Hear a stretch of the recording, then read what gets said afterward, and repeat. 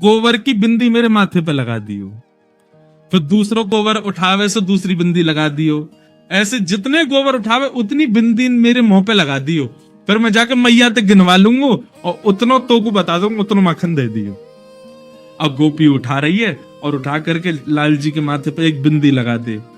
अब सोचो ठाकुर जी कैसे लग रहे होंगे, हैं? सांवरे से ठाकुर जी, सिर पर मोर पंख पहने हैं, तिलक लगाए हैं, नन्हे से पीतांबरी पहने और गोबर की बिंदी लगवा रहे हैं अपने मुख पे, गोरोचन तिलक किए। और गोपी बार बार आवे, मक्खन उठावे, एक बिंदी और लगा जाए। और गोपी को इतना सुख लग रहा है, इतना आनंद आ रहा है ठाकुर जी को ऐसे गोबर की बिंदियों में देख के, और ठाकुर जी बिल्कुल सीरियस होके देख रहे हैं उसको, कहीं जागा नहीं ले जाए। जैसे ही गोबर उठावे तो रुक, लगा बिंदी लगा यहाँ पे, वो बिंदी लगा जाए।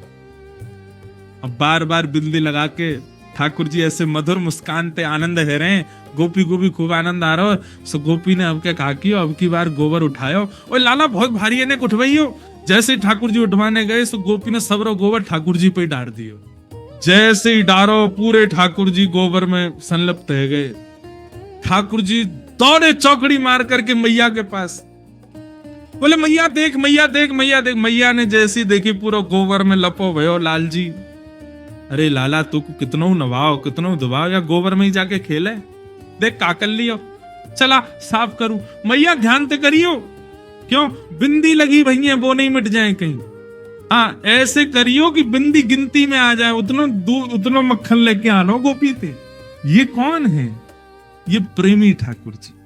अब इस कथा को सुना तो आप सबके चेहरे पर प्रसन्नता आ गई और जगन्नाथ जी प्रिय लगने लगे। नारद जी कह रहे हैं व्यास जी आपने सब जगह भगवान को भगवान बना दिया, लेकिन वो प्रेम भी करते हैं और हमारे प्रेमी भी बन सकते हैं। आपने कहीं नहीं लिखा, इसलिए आपका हृदय शांत है। ऐसा कुछ लिखो जिसको सुनने पढ़ने के बाद में सुनने वाला ठाकुर जी को भगवान ना माने, ठाकुर जी को अपना प्रेमी माने। जो संबंध वो संसार में बनाता है, भाई बंधु सखा मित्र माता पिता पति पत्नी, ये सारे संबंध वो ठाकुर जी से बनावे।